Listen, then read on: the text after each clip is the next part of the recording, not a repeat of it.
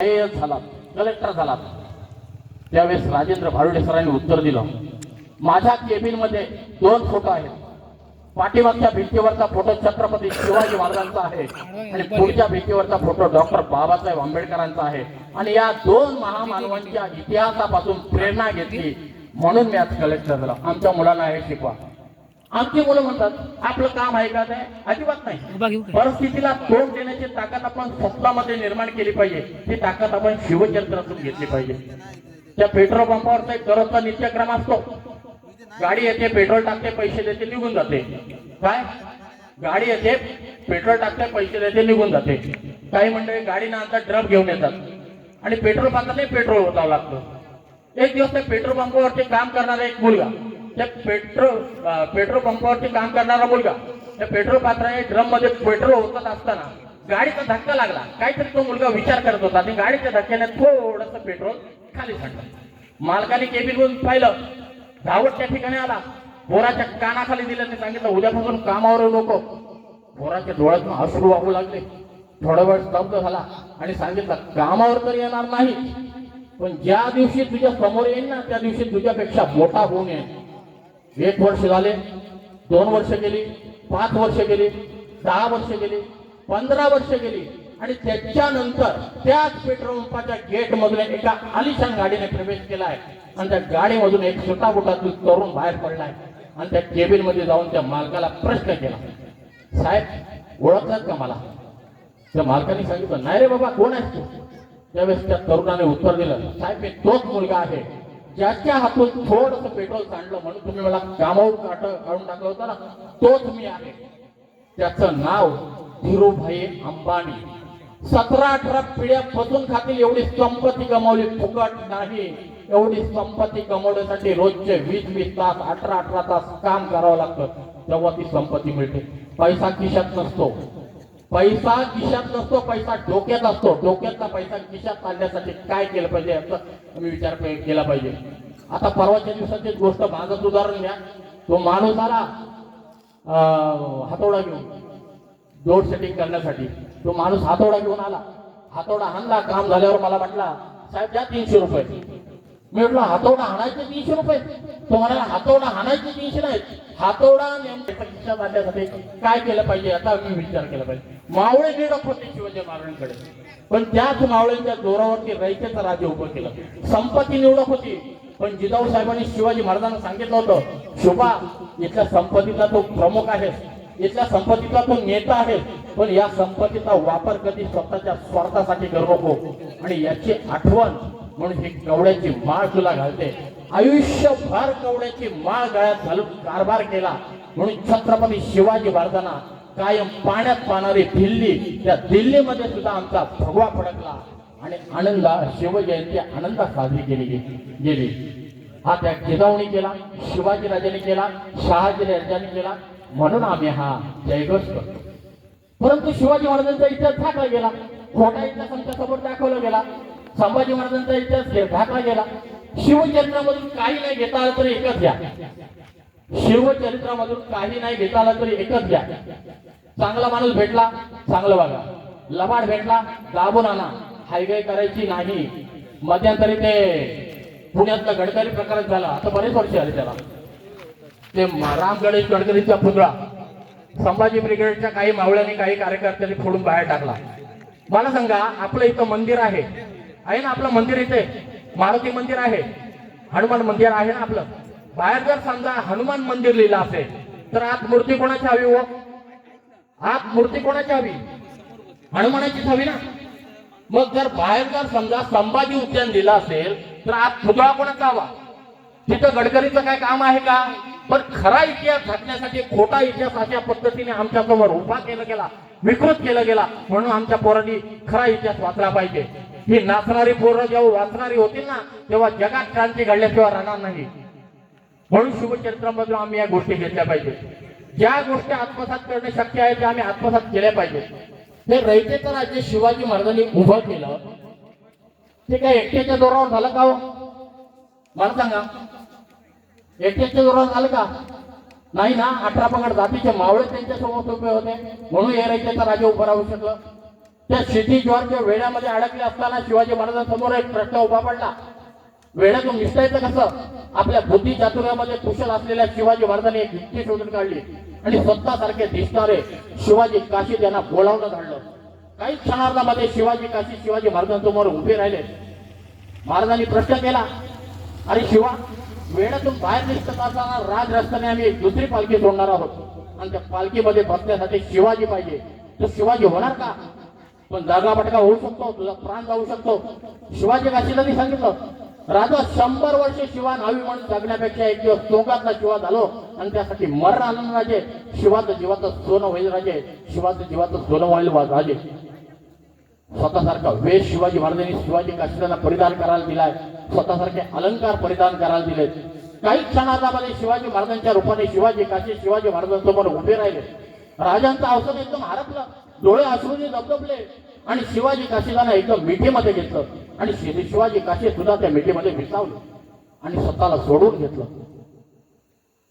सोडून घेतलं आणि शिवाजी काशीदांच्या तोंडून उद्गार बाहेर पडले, राज, अहो राज, मेलेल्या माणसासाठी कोणते रडते, मोलेल्या माणसासाठी कोणते रडते, पण माझ्यासारख्या एका नाव्यासाठी माझ्या राजांच्या डोळ्यात पाणी यावं, आणखी काय पाहिजे या जगात? शिवाचं जीवाचं सोनं झालं राजे, शिवाचं जीवाचं सोनं झालं राजे. दोन्ही रस्त्याने दोन्ही पालख्या निघाल्या. शिवाजी महाराज गडावरून सुखरूप बाहेर पडले, पण शिवाजी महाराजांची पालखी समजून शिवाजी काशीदांची पालखी मात्र शत्रूच्या हाती सापडले. आनंदाने बेहोश झालेला शेती ज्वार मोठमोठ्याने हसत होता आणि हसता हसता प्रश्न केला, राजे पळून दाखवतात काय? शिवाजी काशीदांनी उत्तर दिलं. शिवाजी काशीदांनी उत्तर दिलं, जमलं तर पाहू म्हटलं. मग काय झालं? जमलं नाही. तितक्यात एक सेनापती कानामध्ये येऊन सांगतो, उजर जागा झाला, शिवाजी पळाला. तिकडे एकच गोंधळ उडाला. संतापाने लाल बुंद झालेला शेती ज्वारची तलवार उपसली गेली. कोणत्याच क्षणी मरणाला सामोरं जावं लागणार याची खात्री असताना सुद्धा शिवाजी काशीदांच्या तोंडून उद्गार बाहेर पडले, अरे सोंगातला शिवा झाला म्हणून काय तो पालथा पडेल काय? राजे मुद्रा म्हणत हसत शिवाजी काशीदाने प्राण सोडला. हे स्वराज्य उभं राहिलं ना, ते शिवाजी काशीदांसारख्या एकनिष्ठ मावळ्यांच्या रक्तांच्या थेंबातून उभं राहिलं. लाख गेले तरी चालतील, पण लाखांचा पोशिंदा जाता का म्हणे, असं म्हणणाऱ्या बाजू प्रभू सारखे, मदारी मेहतर, हिरोजी फर्जंद, बहिर्जी नाईक सारखे एकनिष्ठ मावळे होते. म्हणून हे रयतेचं राज्य उभं राहू शकलं. म्हणून मावळा होण्याचा प्रयत्न करा. आपली किंमत आपण स्वतः ओळखून घ्या. अहो, त्या एका लोखंडाच्या सळीची किंमत समजा अंदाजे 250 रुपये, पण त्याच लोखंडाच्या सळीपासून घोड्याचे नाळ बनवले तर त्याची किंमत हजारात होते. त्याच लोखंडाच्या सळीपासून सुया बनवल्या तर त्याची किंमत वाढते. त्याच लोखंडाच्या सळीपासून घड्याचे बॅलन्स स्विच बनवल्या तर त्याची किंमत 10,000 पर्यंत जाऊ शकते. अरे आपण काय आहोत त्यापेक्षा आपण काय होऊ शकतो हे ओळखा. आपल्याला किती लोक ओळखतात त्यापेक्षा ते आपल्याला का ओळखतात हे फार महत्वाचं आहे. म्हणून आई वडिलांनी आपल्या मुलांना शिवचरित्र वाचायला द्या. शिव व्याख्यानामधून आम्ही एक गोष्टी घेतल्या पाहिजे. काय घेतलं पाहिजे? एकनिष्ठ राहायला शिका. त्या काळचे मावळे एकनिष्ठ होते म्हणून शिवाजी महाराजांना रयतेचं राज्य उभं करता आलं. जिजाऊ साहेबांनी शिवाजी राजांनी त्याग केला होता म्हणून शिवराय घडी शकले, शंभूराजे घडी शकले. परंतु आमच्या तरुणांची अवस्था फार वाईट आहे. एका बापाने विचार केला, म्हटलं पोरग फार दारू पित आहे, याला सांगावं कसं? म्हटलं सांगून पाहिलं, काय फरक पडायला तयार नाही. म्हटलं समजावून पाहिलं, काही फरक पडायला तयार नाही. म्हटलं काही नाही, आताच्या पोरांना प्रॅक्टिकल लवकर कळतं, त्याला प्रॅक्टिकलच दाखवू. त्याने पोराचा हात धरला आणि घरामध्ये नेलं आणि मध्यभागी खुर्ची ठेवली. पोराला खुर्चीत बसवलं. 2 बादल्या भरून आणल्या. एका बादलीत पाणी होतं, एका बादलीत दार होती. दोन्ही बादल्या पोराच्या समोर ठेवल्या. मधोमध पोराला बसवलं खुर्चीत. बाहेर जाऊन एक गाढव घेऊन आला. ते गाढव हातात धरलं. पहिल्यांदा दारूच्या बादलीजवळ नेलं. त्या दारूच्या बादलीजवळ त्या गाढवाने त्या दारूच्या बादलीचा वास घेतला. पटकन असं मुंडकं फिरवलं. पटापट चालत दुसऱ्या बादलीजवळ गेला. त्यात पाहिलं पाणी होतं. त्याचा वास घेतला. घटाघट पाणी प्यायला बाहेर निघून गेला. त्यानंतर बापाने प्रश्न केला, सांग रे बाळा, आता त्या गाढवापासून तू काय शिकला की नाही? पोराने उत्तर दिलं, बाबा शिकलो ना. काय शिकला? जो दारू पित नाही तो गाढव असतो असे आमचे तरुण. नशीब हे तरुण त्या काळी नव्हते, तर हे तरुण असे तरुण तकबक टोकावून फेकून द्यावे लागले असते. वेस्टर्नच्या धुमाकुळामध्ये तरुणांमध्ये स्पर्धा आहे. मरणाच्या दारात प्रत्येक जण उभा आहे. अमेरिकेच्या बोस्टन विद्यापीठामध्ये शिवाजी द मॅनेजमेंट गुरु हा 100 मार्काचा पेपर घेतला जातो. आदर्श राजा कसा असावा याच्यावरती 1 तास अर्धा तास लेक्चर घेतले जातात. आपलं हे दुर्दैव, ही फार मोठी शोकांतिका आहे. आमच्या शिवाजी महाराजांचा इतिहास अमेरिकेपर्यंत पोहोचला, परंतु आमच्याच राजांचा इतिहास आज आमच्याकडे पुसण्याचा प्रयत्न जास्त केला जातो. म्हणून खरं शिवचरित्र वाचा आणि त्याप्रमाणे शिवचरित्र वाचा आणि त्यामधून शिवचरित्रामधून जे खरं आहे ते घेतल्यानंतर निश्चित आपलं मस्तक सुधारल्याशिवाय राहत नाही. डॉक्टर बाबासाहेब आंबेडकर सांगतात, जो कोण अपना इतिहास नहीं जानते वो अपना भविष्य निर्माण नहीं कर सकते. जी माणसं आपला इतिहास जाणत नाही तो भविष्य निर्माण करू शकत नाही. म्हणून आपला इतिहास जाणून घ्या, त्या इतिहासाप्रमाणे वागा, विज्ञानवादी बना, इतिहास अभ्यासा, खरा इतिहास आचरणामध्ये आणा. शिवचरित्रामधून जे घेण्यासारखं आहे ते घ्या, जे शक्य आहे ते गुण स्वतःमध्ये निर्माण करा. आणि महिला मंडळींनी सुद्धा इकडे लक्ष द्या. महिला मंडळींनी सुद्धा एकच गोष्ट लक्षात घ्या, मी जी मुलं निर्माण केलेली आहेत, पैदा केलेली आहेत, मुलगा असो मुलगी असो, त्यांना मी असे संस्कार देईन. निश्चित शिवरायांचा मावळा म्हणल्याशिवाय राहणार नाही. असे संस्कार आपल्या मुला मुलींना द्या. त्यासाठी स्वतः खऱ्या अर्थाने खरा इतिहास, शंभूराजांचा शिवाजी राजांचा खरा इतिहास स्वतः तो आचरणामध्ये आणा. इंद्रायणी काठी रक्ताच्या धारा कोणी सांडल्या? इंद्रायणी काठी रक्ताच्या धारा कोणी सांडल्या? कोल्हापूरच्या वेदना कुणीच का नाही मांडल्या? अरे होता तो असा एकच छावा मराठ्यांचा, ज्यांच्या नशिबी ताज आला जरी काट्यांचा, तरीही डगमगला नाही, काळच्या समोर तगला नाही. अरे जातीसाठी नाही, मातीसाठी लढला रण धुरंधर. जिथे जन्मला शिवपुत्र, ओरडून सांगतो आजही पुरंदर. जिथे 33 कोटी देवांच्या नावाने आसमंत कंपतो, जिथे 33 कोटी देवांच्या नावाने आसमंत कंपतो, तिथे शिवराय आणि शंभू राजांच्या नावाने साऱ्या जगाला कंप करतो. हे पटणार नाही फितुरांना, पण दाराच्या बाहेर बांधून ठेवलं आम्ही कुत्र्यांना. अरे ओरडाल किती रे जाती धर्माच्या नावानं? कधी वाचणार खरा इतिहास जो लिहून ठेवलाय आपल्या सर्वांच्या बापानं, म्हणून खरंच शिवचरित्र अभ्यासा आणि त्याप्रमाणे गुण अंगीकारायला शिका. असो जास्त बोलणार नाहीत. आज या ठिकाणी आपल्या साहित्यकार मित्रमंडळ गोळेगावच्या वतीने शिवजयंतीचं आयोजन करण्यात आलं. सकाळी मला वाटतं महाराजांची मिरवणूक काढण्यात आली. तसेच वेगवेगळ्या क्षेत्रामध्ये उल्लेखनीय कामगिरी करणाऱ्या मंडळांचे या ठिकाणी सन्मान होणारच आहे. अतिशय चांगल्या प्रकारचा उपक्रम या साहित्यकार मित्रमंडळाच्या वतीने राबवण्यात आला.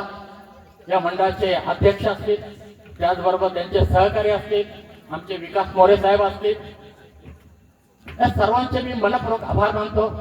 आणि आज मला या शिवजयंती निमित्ताने 4 शब्द बोलण्याची संधी माझ्यासारख्या अल्पज्ञानी पामराच्या वाटायला दिलीत, त्याबद्दल सर्वांचे मनपूर्वक आभार मानून मी इथं थांबतो.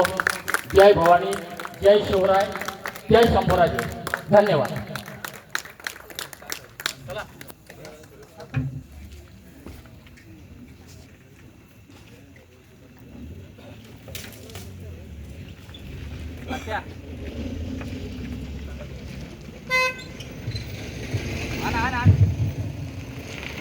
धन्यवाद. आमचे ह्या गावचे सुपुत्र मंगेश देसाई साहेब एक उत्तम शिवचरित्राचं व्याख्यान करणारे व्याख्याते म्हणून खरोखरच म्हणतात की ज्या गावात पिकतं तिथं विकत नाही, बरोबर ना. आणि आमच्या आताच आमचं जे आगमन झालं, आमचे सत्यन महाराज यांनी गेल्या वर्षीच हे एक वाक्य बोललं होतं की खरोखरच मंगेशराव, आपण कधीतरी जर मला संधी मिळाली तर देवपूरमध्ये तुमचं हे व्याख्यान मी नक्की ठेवेन. आणि आज खऱ्या अर्थानं आमच्या मंगेश देसाई साहेबांनी हे जे व्याख्यान हे इथं सादर केलं, त्या प्रत्येकाच्या मनाच्या कोपऱ्यात जाऊन कप्प्या कप्प्यामध्ये हे जाऊन ठाव घेतलेला आहे. हृदयाच्या ठावामध्ये हा प्रत्येक त्यांचा शब्द कोरलेला आहे. मी आमच्या खरोखरच त्यांना मी धन्यवाद देतो संपूर्ण आमच्या शिवभक्तांकडून आणि विनंती करतो आमच्या अध्यक्षांना ज्ञानेश्वर मोरे यांना मी विनंती करतो की आमच्या मंगेश देसाई साहेब यांचं शाल आणि श्रीफळ देऊन अभिनंदन करायचं आहे, स्वागत करायचं आहे आणि प्रेक्षकांना विनंती करतो की आपण टाळ्यांच्या गजरामध्ये त्यांचं